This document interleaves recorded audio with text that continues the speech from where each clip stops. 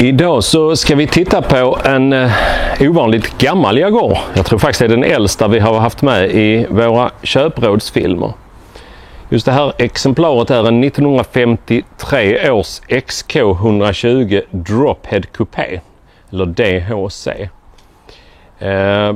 Modellen som sådan introducerades på bilsalongen 1948 i London och var egentligen en sorts testbädd för den då väldigt avancerade och nya XK-motorn som sen kommer att fortsätta som Jaguars huvudmotor fram till 1986 när XJ6 3 slutade att finnas.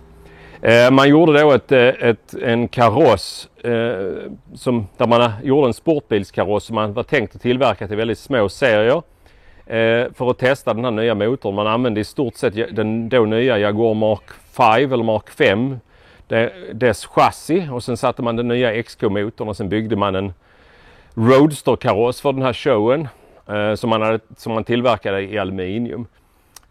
Sen var det ju så att mottagandet blev enormt bra. Många fler människor än vad man trodde blev intresserade av att köpa bilen. Så att man insåg ganska snabbt att det höll ju inte att handtillverka dem i aluminium. Så att det var bara de första några hundra bilarna som tillverkades i aluminium. Sen började man då en lite mer produktionsmässig produktion där man gjorde dem i stål. Detta är då en stålbil. Från början fanns inte heller den här modellen som heter Drophead Coupé, utan från början fanns bara Roadstern. Att det är en Drophead Coupé, det ser vi på att det betyder ju att den har en riktig sufflett, kan man säga. Alltså det är en ganska tjock, fint stoppad sufflett med ett fint innertak. Jag kan säga här, om vi filmar in så ser du. Och vi ser också att Drophead Coupén, den har ju precis som samtida saloner en träinstrumentpanel som är väldigt lyxig, och även trä här på dörrarna.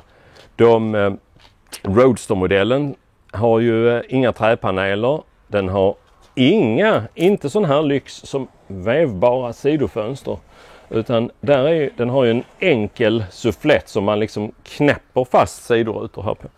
Den har heller inget yttre dörrhandtag, utan ska man öppna en Roadster så finns det en liten lucka i suffletten som man kan stoppa in handen och öppna den från insidan helt enkelt. Så att den här var ju då betydligt mer påkostad och betydligt dyrare när bilarna var nya. Vad ska man då tänka på när man köper en Jaguar XK120? Ja, här är det ju så att i den här köpfilmen så ska vi titta på lite specifika grejer. Naturligtvis ska man ju titta på det som man gör på alla bilar. Är den rostig undertill och fungerar bromsarna som de ska och allt sånt här, va? Givetvis. Men när det gäller bilar som är så här gamla och förhållandevis dyra. Det här är ju bilar som det är ju priser. XK-bilar kan ju kosta från 600 000 och uppåt. Väldigt mycket uppåt. Så är det ju så att då är det inte bara liksom den typen av skick som man är intresserad av, utan det är väldigt mycket annat också. Det allra viktigaste egentligen enligt min åsikt är karossens kondition. Även de här bilarna som är senare produktionsmodeller är ju väldigt hantverksmässigt byggda, så att det innebär ju att de är svåra att renovera på ett vettigt sätt när väl rost och dåliga lagningar har satt in. Till exempel så är en specifik sjuka på XK-modellerna då, och när jag säger XK-modellerna så menar jag då XK120, XK140 och XK150 som är väldigt snarlika. En specifik sjuka är att de kan rosta väldigt mycket i A-stolparna och även då de här gångjärnshållarna, kan man säga, alltså där dörrgångjärnen sitter fast. Och det är byggt på ett sådant sätt att för att komma åt detta, för att reparera, då måste man skära upp framskärmen. Det går inte att komma åt det på något annat sätt. Så att även om framskärmen i sig själv är hel, så kan det sluta med att man blir tvungen att skära loss en stor bit här för att komma åt och laga A-stolpen. Och här är också en sån grej att här ska man då titta, är det väldigt mycket glapp här? Nej, inte alls på denna. Och hur passar dörrar? Allting är handgjort. handtillpassat i alla fall. Man har säkert använt pressverktyg vid själva tillverkningen. Den här bilen som ni ser, den är väldigt speciell. Den har ju en ganska, den ser ju, ja vad ska vi säga, den har en patina. Den har till allra största delen originallackering. Framskärmarna är omlackade någon gång för väldigt, väldigt många år sedan. Men enligt förra ägaren som hade bilen mellan 1964 och 2017 tror jag det var. Så är det bara framskärmarna som är omlackerade. Suffletten är original och rejält patinerad som ni ser. Den har aldrig varit isärplockad i sina beståndsdelar och liksom totalrenoverad, utan den här bilen är underhållen efterhand. I mitt tycke ett fantastiskt charmigt skick. En del skulle kanske vilja ge den en hellack och ny sufflett och nytt krom, men personligen tycker jag att mycket av bilens charm hade försvunnit då. Som sagt var, få ägare, fantastisk historik. Som sagt var, karossens kondition. Här när vi tittar fram till så ser vi ju att här är ett sånt här ställe där man verkligen måste titta, för att här sitter det ju även i original ganska mycket tändspackel runt de här grejerna. Spricker gärna och det behöver inte vara tecken på rost, men det kan vara det. Samma sak här. Båda de här sakerna är ju liksom punktsvetsade grejer som sitter utanpå skärmarna och sen är det liksom tändspacklat in på fabriken. Grillen, den här är lite skadad. Vi skulle behöva laga den inför försäljningen som ska hända. Sen har ju just XK-bilarna en alldeles speciell egenhet som man ska vara väldigt vaksam på. Jag ska se om jag kan öppna motorhuven här. Om det är på rätt sida här, det vet man aldrig. Den här bilen är då svensksåld 1953, men den är ändå högerstyrd, och det är ju inte så konstigt egentligen, för att vi körde ju på vänster sida av vägen på den tiden här. Så varför vi hade vänsterstyrda bilar var ju egentligen väldigt konstigt. Nu ska vi se, det var nog fel sida i alla fall. Det är nog andra sidan som man öppnar huven. Visar ni? Nej, här var den. Så, mitt i ungefär. Visar att jag har till och med tagit fram instruktionsboken. För det är inte ens vi kan allt om alla bilar här. Nu är det så att de allra flesta bilar idag, de har ju en kraftfull säkerhetsspärr här, va? Som gör att huven svårligen kan åka upp. Så funkar inte dessa, utan den här är väldigt, väldigt svag och huven är väldigt stor. Så att det är en av anledningarna att man väldigt ofta ser de här bilarna med en läderrem tvärs över. Annars kan man göra som de har gjort här. De har satt en liten krok som de har skruvat fast här. Den här är ju så att säga icke original. Och sen har de säkert tänkt sig att man sätter en liten... Ja, titta, här var ju till och med en liten... Den har jag inte sett förut. Här har de gjort en liten fjäder som de har tänkt att man ska haka på här. För att en gång i Joe's Garage, för många år sedan på Joe's Garage, så hade vi en kund som körde väldigt mycket med en XK150 drophead. Och där släppte det här motorhuvudslåset i 120 km i timmen på motorvägen. Och huven, den flög upp så här och la sig tvärs över taket. Och det blev ju en försäkringsskada det här och så, va. Men det var ju bara det att köpa en ny huv. De rynkade på näsan. Det fanns många företag i England som tillverkar plåt till XK. Men de ville absolut inte sälja oss en ny huv, för att de sa den är ju tillpassad till varje bil. Vi kan sälja er en ny huv, men då måste ni komma hit med bilen, sa de. Så att det var liksom inget som var görligt, utan det slutade faktiskt en gång med att det var en äldre herre i Malmö som var i 80-årsåldern då, och det här är 20 år sedan, så att med största sannolikhet kan han inte göra om det här. Han hade drivit plåtslageri i hela sitt liv och han var pensionerad sedan många år, men han gick in när sonen kallade på hjälp och när det var något riktigt svårt. Så han räddade den här huven trots att den såg ut som en petflaska eller aluminiumburk som man hade stampat på ungefär. Så fixade han den så den blev som ny igen. Så att var rädd om era motorhuvar. Nu kommer jag på att vi kanske skulle tittat här under också när vi nu ändå har det uppe. Här har vi då den modellen av motor som då det är 3,4 liters XK-motorn. Det är den ursprungliga storleken på motorn. Vi ser här att detta är en lite senare topplock och lite senare ventilkåpor än vad de allra första bilarna hade. De första XK-motorerna som satt i de första XK120 och i de första Mark 7:orna. De hade inga pinbultar och muttrar här runt längst fram på ventilkåpan. Utan här tänkte man att här behövs det ju ingenting, utan här klarade av att hålla tätt ändå. Det gjorde det ju inte såklart, utan det läckte ju alltid på de här. Så väldigt många av de bilarna där har man borrat ett hål här mitt i och gängat, och så har man satt ett plattjärn här över bara för att trycka ner. Va? Det var ju ingen speciellt elegant lösning, men den fungerar i alla fall. Ja, här gäller ju de vanliga kontrollerna, men först och främst så gäller det ju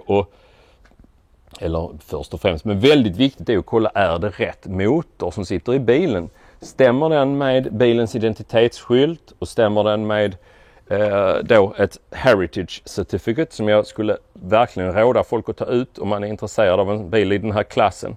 Ett Heritage Certificate berättar precis om hur bilen var byggd. I det här fallet vet jag att just den här bilen har matching numbers på motorn. Dock är toppen bytt mot en lite nyare för att få lite mer effekt. Originaltoppen finns med i bilen också. Växellådan är också utbytt på denna bilen för att man ville ha den här entusiasten som hade bilen i alla dessa år. Han var ju intresserad av körbarhet, körde den här bilen ofta på långresor. Och han har monterat en modern 5-växlad låda. Originallådan med matching numbers finns då också sparad och följer med bilen till nästa ägare.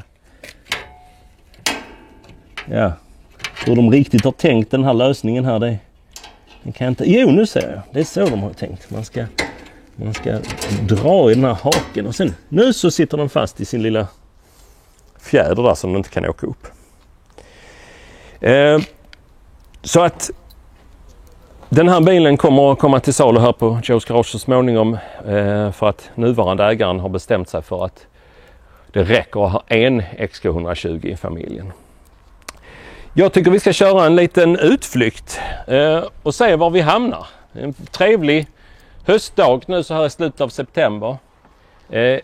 Jag tror vi lämnar taket uppe. Jag forskade i hur man fällde ner det, men jag tror vi låter det vara uppe. Det är enklast så. Nu hade jag egentligen tänkt fråga Jens här som är vår riktiga gammelbilsexpert hur man gjorde för att fälla ner taket. Men sen såg jag att instruktionsboken såklart låg ju i bilen. Och då är det så att det jag fick lära mig nu är att instructions for operating the head. Vad är the head tänkte jag? Jag skulle vilja kalla det alltså att det är the cylinder head eller någonting. Det är ju toppen på bilen. Men head på 50-tals engelska är tydligen taket. För att det här är instruktioner hur man just to lower the head. Ja, då lossar man de här och sen fäller man upp den på precis det sättet. Och så måste man göra så. Man får absolut inte böja den på fel ställe för då blir den förstörd här, säger de. Side railsen. Och sen viker man den bakåt och sen trycker man ner den så. Och sen spänner man det här locket över. Så det här är the head. Det var nyheter för mig. Men då tycker jag vi kör. Ser ni här att den invändigt i den här bilen är också ett trevligt skick. Där man har stolarna är faktiskt utbytta också. Det är tidsenliga bucket seats som man hade på tävlingsbilarna. De byttes ut dels för att man skulle få lite bättre plats i bilen och dels säkert för att de är lite skönare att åka med. Originalstolarna finns såklart sparade. Vi får se vilken nyckel det var här också. Fel såklart. Det finns alltid lite olika att välja på. Hur gamla jag går. Ska vi se. Ja, men tycker jag har provat alla nu.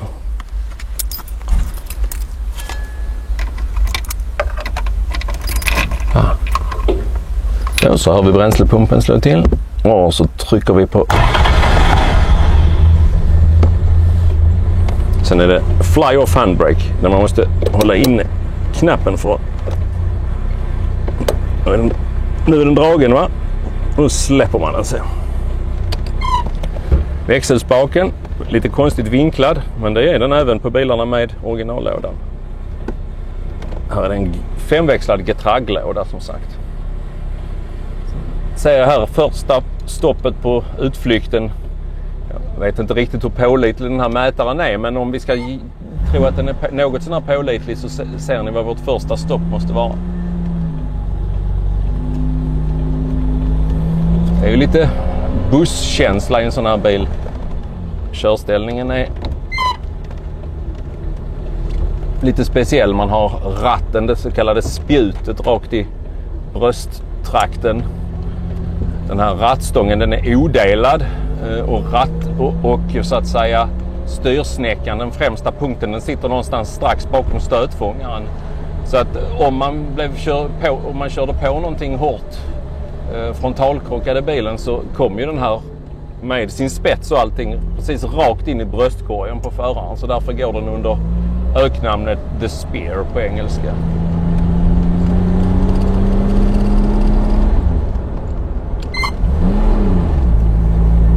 Den här bilen går magiskt bra i motorn. Klarar av att dra från väldigt, väldigt låga varv utan några problem alls. Sen är ju blinkersen sitter ju här i ratten. Många bilar har ju några vedervärdiga... nu lät jag mina egna personliga åsikter komma in. Men många bilar har fått sportrattar som jag tycker passar bilarna utomordentligt uselt. Det här är ju en del av 40-50-talsskärmen. Den här stora fyrekrade bakelitratten med sitt härliga centrum. Och då istället sätta in någon träratt som ser ut att ha sin hemvist på en 60-tals Alfa eller någonting. Det känns helt fel för mig.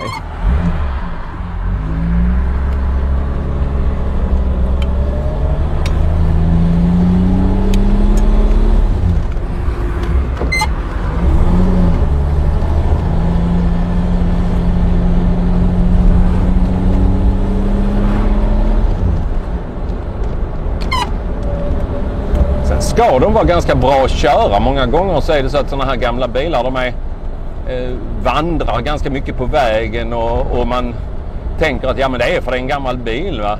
Men det är faktiskt så att de ska vara ganska stabila. Det här var för sin tid ett väldigt, väldigt kompetent chassi.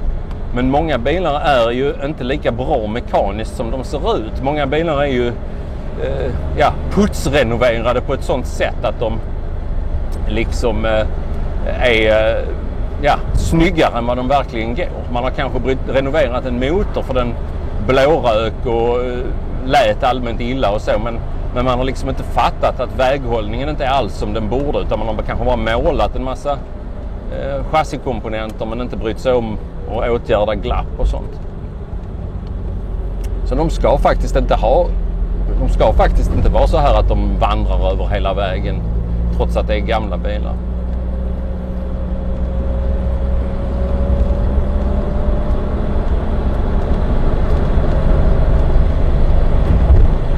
Jag märker också att hastighetsmätaren tillhör nog heller inte de instrument som fungerar riktigt bra i den här bilen. Jag tror vi kör lite fortare än sådär.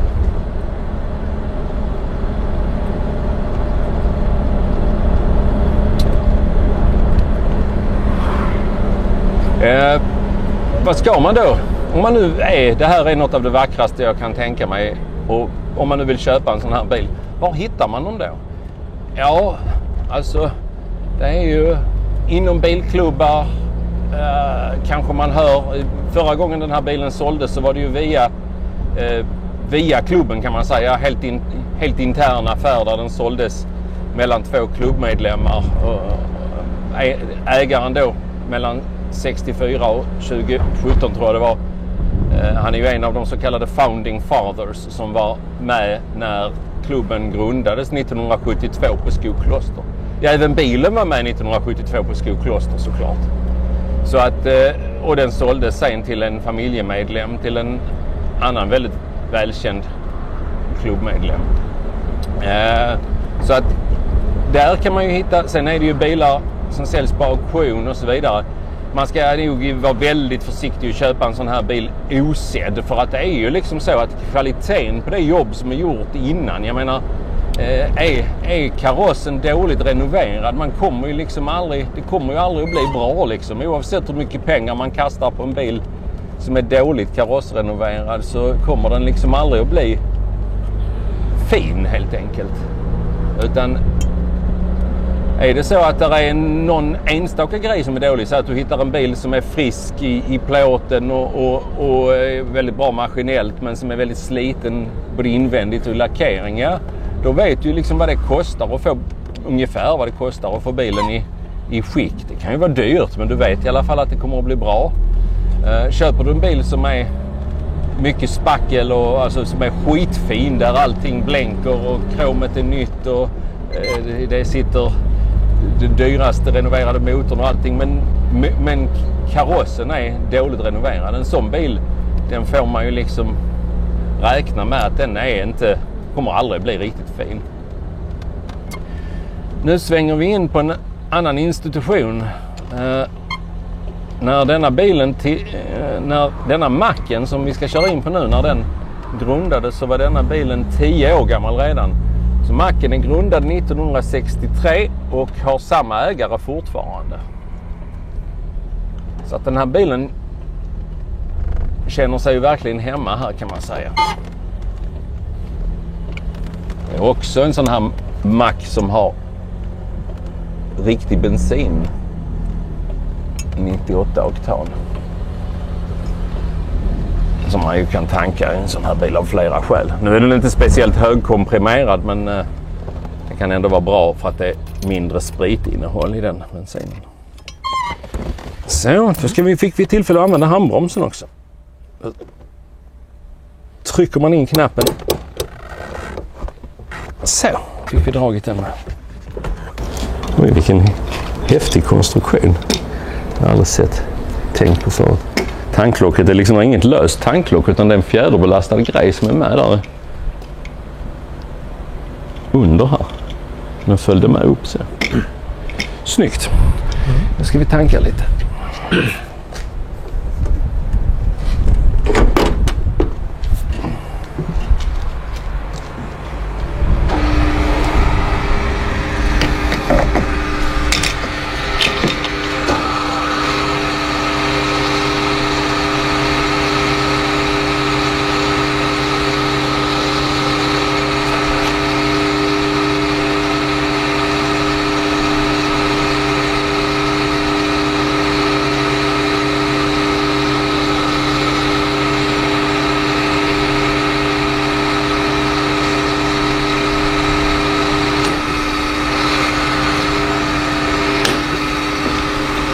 Jag tror att bensinmätaren tillhör nog de delarna av bilen som inte fungerar riktigt som den ska, för den är nog i stort sett full nu.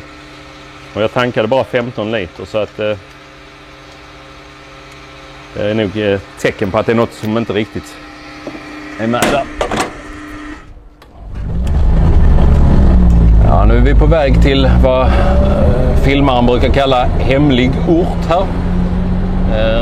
Vi ska se vad vi kan hitta i det här garaget, eller utanför det kanske.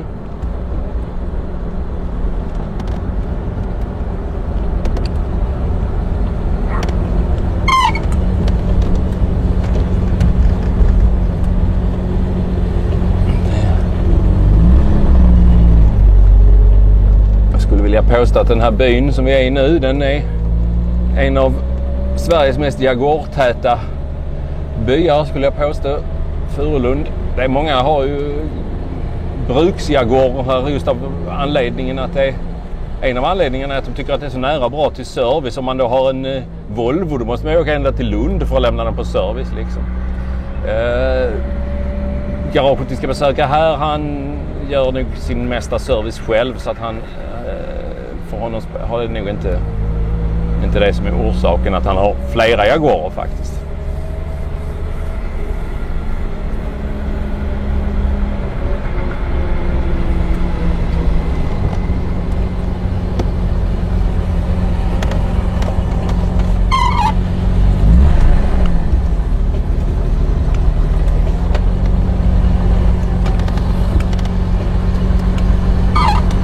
Och då får vi se här. Vad har vi här framför?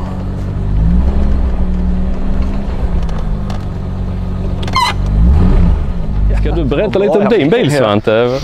Ja, det är en 53, så det är en rätt så sen 53. Den slutade byggas 54, så den har väl de flesta av de uppdateringarna som en XK120 fick. Med lite större bakaxel och så. Så är det en, vad heter modellen? XK120 Fixed Head Coupé med ett S på slutet, eller SE, som betyder Special Equipment. Som var lite styvare fjädring. Det var trimkamaxlar, så man fick 180 hästar istället för 160. Det var dubbelt avgasrör och lite sådana små detaljer. Ja. Det som jag tycker man kan tänka på när man säger det är att man tänker att det är en öppen bil och det är en täckt, och så tänker man att ja, men då är den här är mer lik en Roadster än vad den är lik den, men så tycker jag inte att det är, för att det här är ju en drop-head coupé och det är en fixed head coupé, så att inuti och så är de ju nästan likadana egentligen. I princip identiska, tror jag, med träinstrument, bräda och paneler i dörrar och så rätt så påkostad inredning. Ja. Och din bil är ju, det ser man ju att den är inte alls lika patinerad som denna, utan den är ju väldigt noggrant renoverad, eller hur? Ja, den blev var såld i Kalifornien då, 1953, och sen kom den hit i slutet på 80-talet. Kanske början på 90, men jag tror slutet på 80-talet när många Jaguarer kom till Sverige från Kalifornien. Och fördelen var väl att den var inte rostig, nästan ingenting, så att den blev nedplockad i beståndsdelar och lackad och renoverad, eller man ska säga. Så blev det några små uppdateringar gjorda på den också som man kan tycka lite olika om. Bland annat så har den fått en 5-växlad växellåda, vilket gör att den är väldigt snabb och rolig att köra så. Sen är det ju jag kanske hade föredragit originalväxellådan, för jag lite sådär gillar original, men sen har den fått lite bredare fälgar, tror jag, 1/2 tum bredare. Lite lägre profil på däcken och sen är den sänkt. SN var lite lägre än vanlig, men denna är sänkt ännu lite till. Sen har den lite trimmad, den har delar från XK 140 i insug och sånt, så den är lite piggare ändå.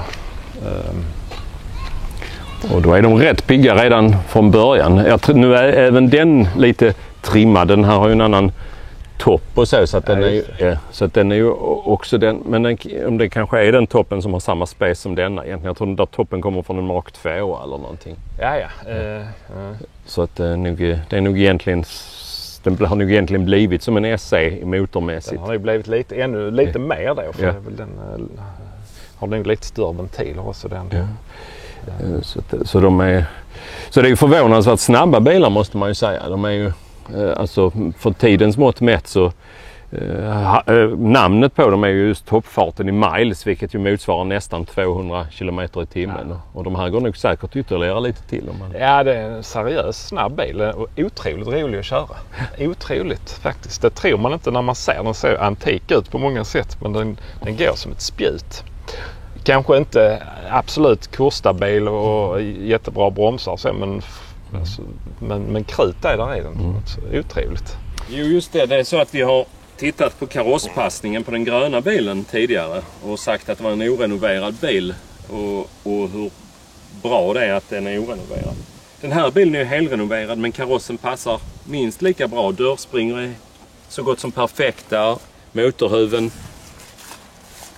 sitter jättefint i linje överallt. Här är grillen hel också, som inte var på den gröna bilen. Och detta tyder ju dels på att det är en väldigt väl utförd renovering, om man har gjort rätt. Tyder ju också på att den aldrig varit speciellt dålig. För det är väldigt svårt att få det här riktigt rätt. Bilen är byggd på ett chassi eller en ram som är då i allt väsentligt en kortad Mark 5-ram. Och sen har man egentligen två stora sektioner, en främre karossstomme så att säga, som kallar det för front bulkhead. Eller och sen så har man en rear bulkhead här. Och så är det klätt med ytterplåtar.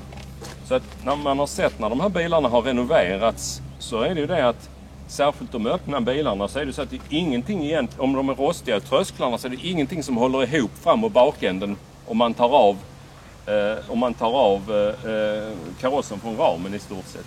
Det är ju liksom, de här golvplåtarna är ju någon sorts, de är ju skruvade på plats och kardantunneln och trösklarna är liksom det enda som håller ihop fram- och bakänden. Så att det är ju, har bilen varit riktigt dålig så är det ju då är det ju verkligen ett specialistjobb på att få det här riktigt rätt.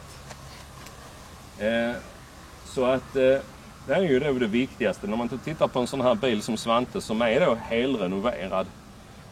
Då är det ju det viktigaste egentligen att se, är det här i grund och botten rätt utfört? Sen kan man alltid leva med eller åtgärda att det är någon skavank i lacken eller att det sitter fel sorts hjul eller att bilen har en ful ratt eller vad det är. Sånt går ju att åtgärda, men är det så att bilen är felrenoverad från början, ja, då får man ju börja om också så att säga. Och då är det ju inte 50 000 kronor utan då pratar vi ju liksom 500 000 för att få rätt på det, och då hade det ju varit bättre att köpa rätt bil från början.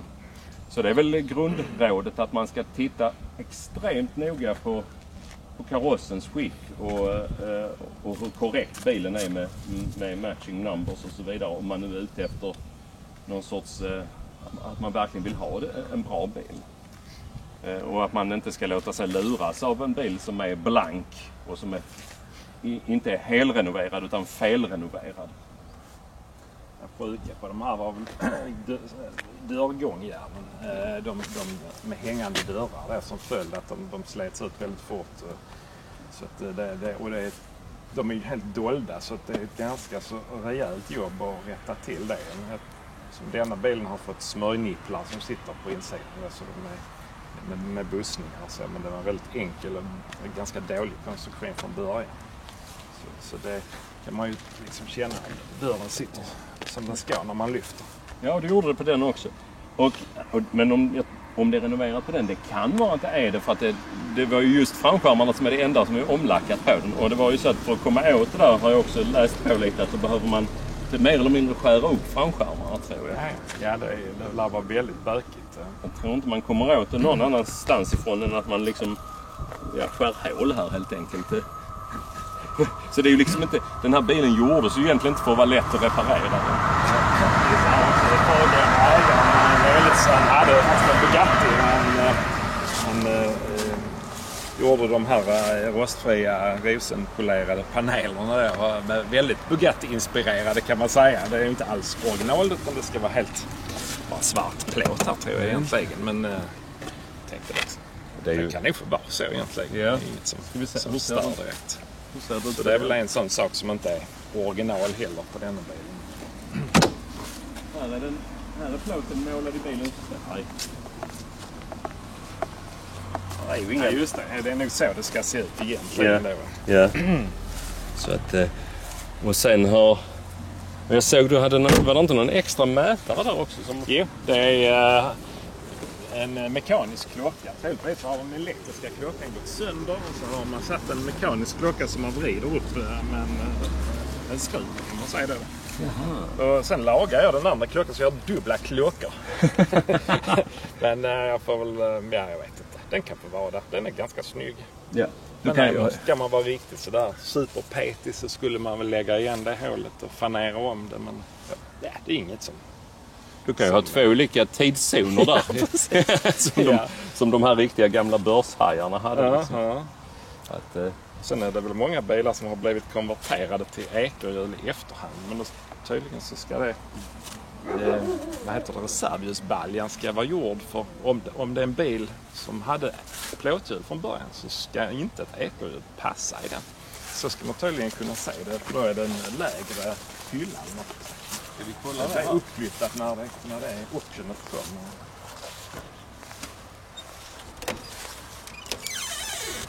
Så det är ju i alla fall ett ekorhjul. Ja, men då har den nog haft. Det har nog alltid haft ekorhjul där. Ja. Enligt vad. Här kan vi då säga att i den här bilen så finns det då sparat. Här är liksom, det här är typiskt bruksbil från 60-70-talet har liksom en Ford förbandskudde och lite gummimattor. Samtidigt som här då är sparat räkningar från BMC i Stockholm på 60-talet. Och här sitter original besiktningsinstrumentet kvar från när bilen var inte helt ny, men då 1964. Så att det här är ju då en bil med en ganska unik proveniens som jag då tycker är rätt kul, och vissa delar av bilmarknaden värderar till lite ekonomiskt också. Där ser jag också en liten grej. På denna bilen är de kromade. Dina som de ska vara kromade. De är säkert bytta från min under renoveringen, så har det blivit en polerad aluminium istället. Ja, det ska vara. Mina baklampehus är också polerad aluminium. Det ska nog vara krom. Jag tror vissa bilar hade målade. Det var en form av krombrist där, tror jag, i början på 50-talet. Så då fick de målade vissa bilar. Ja. Men det där är nog bara att de är avkromade och polerade, tror jag. Ja, det var väl också i hans Bugatti. Jag skulle nästan tro det, ja. Men som sagt, jag tycker det ser rätt så prydligt ut. Ja, och du får ju inte den här. De här är ju liksom lite... Ja. Knopp. Ja, precis. Ja.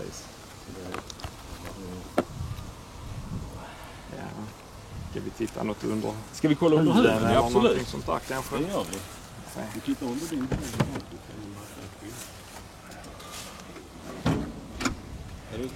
Du satt också Svantes handtag satt på samma plats som denna, fast denna är vänsterstyr. Det brydde man sig inte om att flytta. Men... Nej.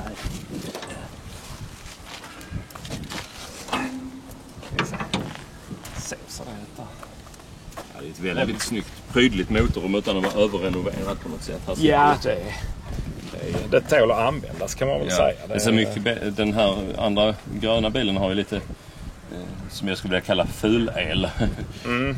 Här är det ju betydligt då, här ser det betydligt mer städat ut. Jag har lagt lite tid på att städa upp det, kan man säga. Och sen så, en annan sak på de här XK120 bilarna, det är nog att de lider många av dålig kylning. De vill bli varma. Så om man tittar på annonser så flertalet har nog fått en modern kylare. Och det har väl den också. Ja, den har också en aluminiumkylare. Ja. Och det gick bra när man liksom körde man lugnt så klarade den sig. Men tryckte man på lite på motorvägen så blev det för varmt. Så gick den inte ner i temperaturen igen. Så det har jag faktiskt satt i den kylaren. Ja, det är du som har bytt den kylaren. Ja, det gör det. Men du har inte monterat någon extra fläkt, utan det är original? Nej, jag prövade det. hjälpte ingenting faktiskt. Nej, det var inte det som... Och jag tyckte inte det var så kul att ha den fläkten. Så jag tog bort den igen och kör mekanisk originalfläkt. Och nu blir den aldrig varm? Nej, den klarar sig jättebra. Nej, det är... Så jag försöker bygga tillbaka det lite grann så... Jag vet att du har bytt tillbaka ratten. Ja, det passar mig inte alls med en liten sportratt. För den kom så nära instrumentbrädan då. Det såg ju klart sportigt ut och kändes sportigt med en tjock sån träkringla. Men då blev det att man sitter ju lite märkligt i bilen med benen upp, ganska mycket vinkel på knäna. Och då kunde inte jag lägga i backen för mitt ben tog emot. Så att, när jag fick i originalratten så kom den mycket närmare mig och då så var det helt plötsligt plats för benen. Det är en väldigt speciell körställning, men ganska, man vänjer sig. Ganska trevligt. Jo, den är rätt vilsam. Man sitter ju upprätt på något sätt med, sen är det ju lite, man får ha en speciell teknik för att komma i och ur. Ja, och man gnuggar väl kanske håret lite grann i innertaket, men inte farligt. Det är en del som säger att du kan inte vara längre än typ 1,80 om du ska ha en sån här bil, men jag tycker inte det stämmer riktigt faktiskt. Ja. Nej, den är ju mycket, mycket rymligare än en E-Type. Ja. Typ 3,8, de är ju verkligen intima. Vad tror vi om marknaden framöver för de här bilarna? Jag är lite så här att de här bilarna är ju, om man tittar 10-15 år tillbaka i tiden så var ju en sån här bil avsevärt mycket dyrare än motsvarande E-Type. Och nu är det väl mer att, det kanske är grovt räknat detsamma kanske, liksom, så att E-Typen har ju ökat i värde mer. Jag tror egentligen att de kanske bilarna är lite för gamla för att vara riktigt så här heta. Just nu är ju trenderna liksom så här Youngtimers, Porsche 911 och sådana bilar. Vi behöver kanske inte nämna för mycket tyska bilar i en film för Jaguar-klubben. Men det är lite grann att jag tror att du tillhör de yngre Jaguar XK-entusiasterna. Det gör jag nog. Ja. Och det gör ju att återväxten är rätt så dålig i det här fallet. Men att de kommer ju knappast att tappa i värde, utan de kommer ju absolut säkert att behålla sina värden ganska bra. Men man ska nog inte köpa en sån här bil för att tjäna pengar på den, men däremot så gäller det att köpa rätt bil för att inte förlora en massa pengar på den. Så att... Sen marknaden det finns ju inte dräller inte av såna här till salu heller. Verkligen.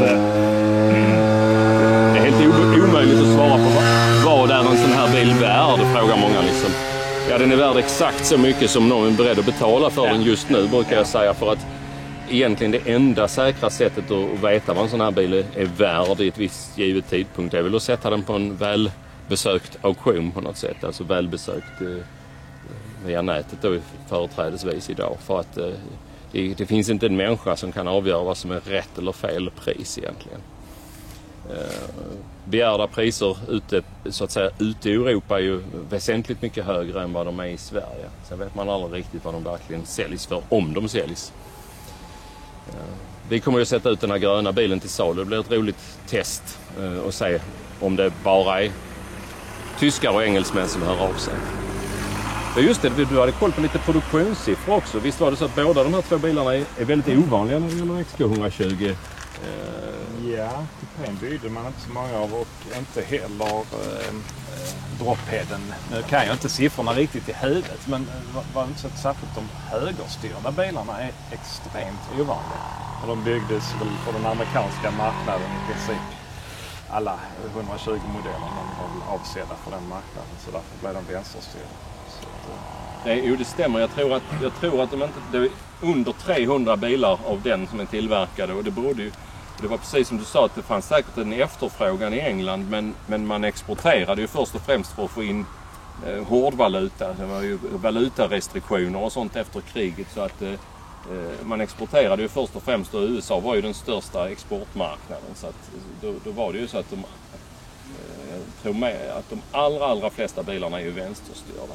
Men just allra sällsyntast var fixed head coupé, som var högerstyrda. Den var under 200 bilar till. Ja, det stämmer. Och sen var det den. Så att vi får väl se när den kommer ut till salu om det blir bara utländska köpare som hör av sig, eller om det blir några svenskar också. Det kunde varit kul om den fick stanna i Sverige eftersom den har så lång svensk historik. Ja, jag vet inte om ni har pratat om det, men det är trästomme i delar av bilarna också. I alla fall i fixed-headen. Jag tror att det är så i drop-headen också. Det blev lite dörrarna på denna, som på denna här är askstomme som är klädd med aluminiumplåt. Och samma med bakluckan är också trästomme som är klädd med aluminiumplåt. Och det gör det ju ganska komplext om den är rutten, om man ska säga. Det är ju något som man inte är så van vid. Man kan nog säga det här till den. Jo, det kan man. Jo, det är sagt. Ja, det är träram i den också. Ja. Så det gäller ju att det är friskt, annars så blir det fladdrigt och tråkigt. Och den är säkert original. Den är nog aldrig renoverad detta, utan det är säkert originalträet fortfarande. Säkert, ja. Det tror jag också. Så att, och du har en rätt i det att, jag tror det sitter inte någon sån här vantskruv ungefär som på en båt inne i dörrarna. Jag tror att det gör det. Jag vet faktiskt inte, men det gör det säkert. Det brukar det nog göra på sådana trästommedörrar, man ska säga. De är lite flexibla. Så man kan liksom justera dörren i sig själv. Ja. Liksom. Ungefär som en skåpsdörr i ett hus. Han hade ett mindre helsike, han som jag köpte min bil av, och justerade in just dörrarna. Han la enormt mycket tid på det och blev ändå inte riktigt nöjd. Så Men jag tyckte han har gjort ett bra jobb. Det blev bra. Ja, på lite håll så ser det bra ut. Ja. Den har nog inte varit så mycket bättre från början. Kanske inte. Nej. Sen vet jag inte hur... det är också lätt att man i sin iver att renovera tar bort allt spackel och så. Men där finns ganska mycket spackel på en sån här bil redan från början. Annars så de hade aldrig fått till de här fina formerna 100% utan något spackel alls från början. Så att på den tidens karosspressar och sånt så att en del bilar som är då felrenoverade, det beror inte att det är för mycket spackel, det beror på att det är för lite spackel på dem ibland också. När du köper en skärm från en annan bil och sätta på sådär rakt av, det är inte så helt enkelt, för det var väldigt mycket specialanpassat liksom. Ganska dåliga toleranser på bilarna där, så det är mycket jobb om man ska ha det. Som sagt, för en korrekt karossrenovering av en sån här, det är både svårt och dyrt då. Ska man då, och problemet är att lite grann att även om det blir dyrt, det är liksom ingen garanti att det blir bra. Man måste ju hitta någon som verkligen kan det här. Det hjälper inte att man hittar någon som är allmänt duktig på plåt, utan det måste ju vara någon som verkligen kan den här typen av konstruktion liksom. Ja, det var väldigt kul att få se den, Svante. Ska vi köra förbi sen vi hittar några fler XK120 längs vägen?